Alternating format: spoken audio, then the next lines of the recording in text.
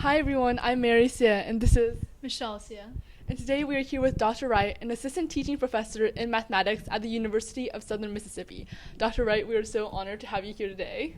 Yes, thank you so much. I'm excited to be able to chat today.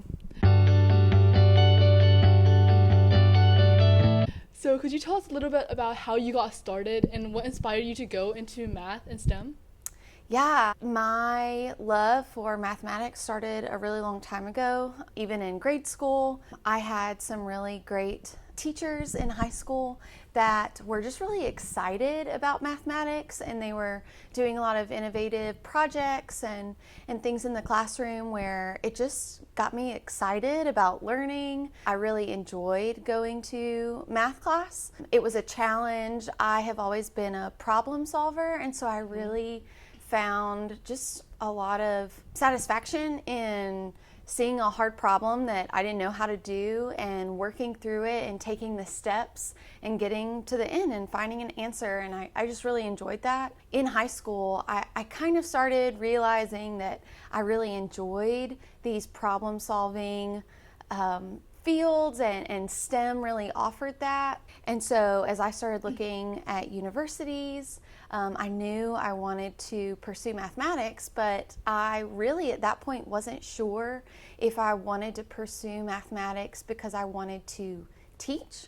Outside of teaching, I really didn't know what else you could do specifically with mathematics, but in the STEM field, I think a lot of times people think, oh, well, if you're studying something in STEM, you must want to teach or something like that. And so I came to the University of Southern Mississippi for my undergrad and studied mathematics and Spanish because I really enjoyed languages. I think language and mathematics are very similar in some of the structure and problem solving. And so I was studying mathematics and here at USM, and I had the opportunity to start doing research as an undergrad through the Honors College. I was paired with a mentor teacher, with a faculty member who was my honors thesis research advisor, and before I knew it, I was doing research. And I found myself learning about all of these different opportunities that mathematics presents in careers and in just learning, being a lifelong learner. I loved that in research you were constantly asking questions that you didn't know the answer to. And I think there was part of me that coming to a university, I thought, oh, the point of going to university or getting a degree from higher education was so that I would have all the answers. But I really quickly learned that the point of higher education, and specifically when I decided to go to grad school, was to train you into how to be a person that knows how to ask good questions. When you're asking good questions, you're not going to know the answer to those questions. And so what do? What training you, giving you tools to be a good learner and a good student. I remember the first conference that I got to go to. It was in Atlanta, Georgia. It was the SIAM meeting. It was for applied mathematicians. Before, I still really wasn't sure exactly how this fit into the grand scheme of things. And so I remember going to Atlanta to that conference and being an undergraduate, and being surrounded by these professors from universities from all over the world. I was surrounded by really successful graduate students who were publishing and had developed these whole research programs. And I was just starting out and still really wasn't even sure how this was supposed to fit in, because I still wasn't really sure if I was pursuing mathematics to teach, or I still didn't know what else the options were. And so I remember being at that conference and thinking, wow, all of these people are here because we love mathematics, but we also see the way that mathematics can benefit society, how we are all solving problems that no one knows the answer to. And that was just really exciting to me, to be around like-minded people who we're okay asking big questions and not knowing the answers to them, and then collaborating with people. It also was exciting because I remember being very intimidated being at that conference and attending talks where I maybe understood 15% of what everyone was saying. People are doing research in fields that I literally have never heard of before. And so it just really opened my eyes to how large the world of STEM is, and specifically mathematics. It was so diverse. There were lots of men, women, diversity among ages. Again, I was there as an undergraduate student, and I felt, like a little fish in a huge ocean. But I felt like I was welcomed into that community, and I felt like people took me seriously. Mm-hmm. I also saw these really incredible women who were doing amazing research and solving problems and asking hard questions. And so that conference was really the first time that I was excited and kind of saw myself welcomed into the community, into the STEM community. And so from there, I really, through mentorships, sought out a lot of opportunities just to see, okay, what else could this look like for me? What could a career in STEM look like? Because I had a lot of questions thinking, what would that even look like to do research in mathematics? Does that mean like sitting in a dark cave somewhere, like adding numbers together? What does that even mean? What do you do? Because when I think of research before, I think I thought more along the lines of like in a lab, mixing chemicals together, experimenting that way. And I was like, what would this look like in mathematics? And so before I knew it, I was developing algorithms and numerical analysis to solve these partial differential equations.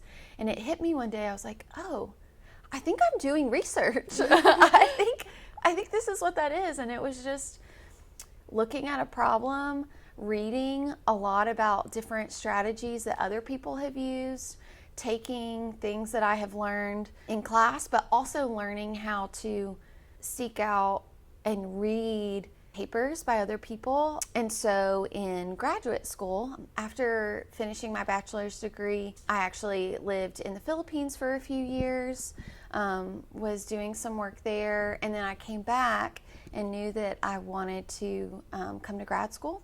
And so I actually came back to USM, and so did my master's and then my PhD, and continued with the same research advisor.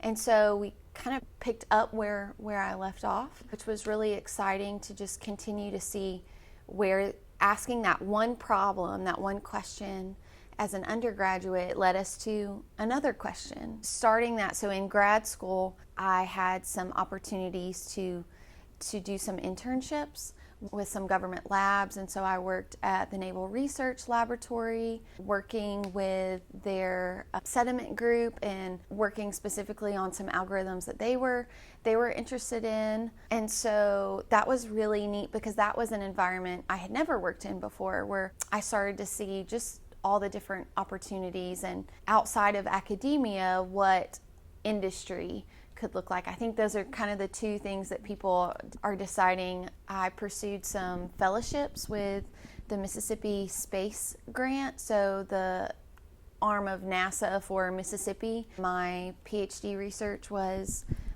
contributing to NASA initiatives, and so there was a partnership between the Mississippi Space Grant and work that I was doing. Part of that fellowship was that they required you to do an outreach component in the community, and so contributing, giving back to K-12 STEM education. And so I had the opportunity to work in a local school here with tree school age students and just developing in classrooms where I feel like even at a young age students can even be discouraged in mathematics, and a lot of students say, well, I'm just not good at math. It's really important to me as a mathematician, but also as someone who now is an educator to really help people get out of that fixed mindset and have a growth mindset of saying, maybe mathematics isn't my favorite subject, but I can do it. So between research and opportunities in industry, I kind of realized that I really liked all of it. And so when I got to the point of thinking, okay, what does this look like in a career, I really liked the appeal that academia had, and the fact that I really have enjoyed teaching as a grad student. I had opportunities to teach courses here at USM, and I really enjoyed working with students, but I also really enjoy research, and so those were all things that academia offered, and so that's how I ended up as assistant teaching professor. So yeah, that's my long journey. So going back to the part where we talked about studying in the Philippines, so was there any difference between studying mathematics in the Philippines and in the US? I was not studying at a university. I was working with a nonprofit organization. I think one of the things that I have always really enjoyed about mathematics is that mathematicians are part of a global community, that mathematics is not something that is just studied and practiced in the West, and it's a community where everyone is invited to come to the table and contribute and collaborate, and I have always really enjoyed that. I finished my Spanish degree in another country, so I was able to study abroad and live in South America, and I have been able to travel, and that's something in the future that my husband and I are definitely interested in. I think because mathematicians are needed all over the world, that could definitely be a possibility of living abroad.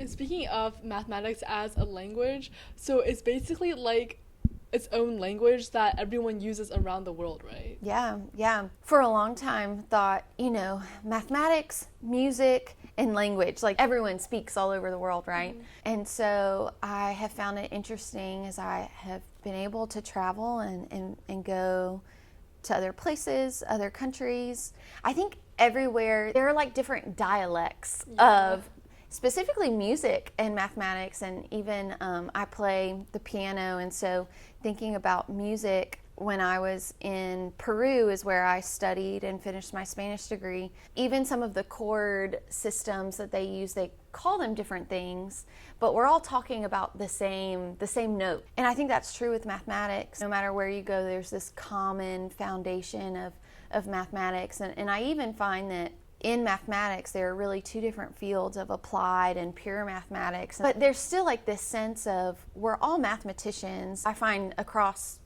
cultures, across language barriers, right, that innate desire to ask questions is something that is that common foundation in mathematics. And even if we don't pursue mathematics, so even for high school students, a lot of us think we don't need to do math in school because we're never going to use it. But mathematics also teaches us, like you said, ability to think and problem solve. And that is something everyone needs. Yeah. It's definitely something that I try to tell my students, because every semester I have students that ask the question, and rightly so, they ask the question, when am I going to use this? When am I going to use this formula? They may not use that formula, but I really try to take the approach of teaching mathematics as that question of, this is the pursuit of perseverance, of being good problem solvers that will apply to more things outside of the mathematics classroom than it will inside the math classroom. So that's not only helping you grow as a person, but as a teacher, is there any way to grow yourself by teaching that mathematics to your students? Through the process of teaching, do you learn more? Yes. And I see my role as an educator is to support my students as they learn. I've always said that I don't give grades, students earn grades, and I am here to support you as you make mistakes and problem solve with you and help you to ask the question, okay, what do I need to do next, right? I want to be available and help give students the resources that they need to take that next step. And so that was a really big step for me when I started teaching. I also think that teaching has made me a better communicator of math concepts, because I found in research, right, a huge component of research is after you do all the research, you have to be able to communicate that to other people in a way that, again, proves that your research matters, right? That it actually contributes. And so I think that teaching has allowed me to learn different ways of communication, specifically teaching some higher level math concepts in a way that is approachable for everyone in the classroom. So you talked about how mentors and like role models are so important when you went into mathematics. So if you could say anything to younger students to encourage them, especially if they feel deterred by like gender stereotypes or just anything in general, what would you say? Yeah, I would say that mentorship has been a huge part of my journey as a mathematician, because again, coming into university, into studying mathematics, I had no idea what all the opportunities were.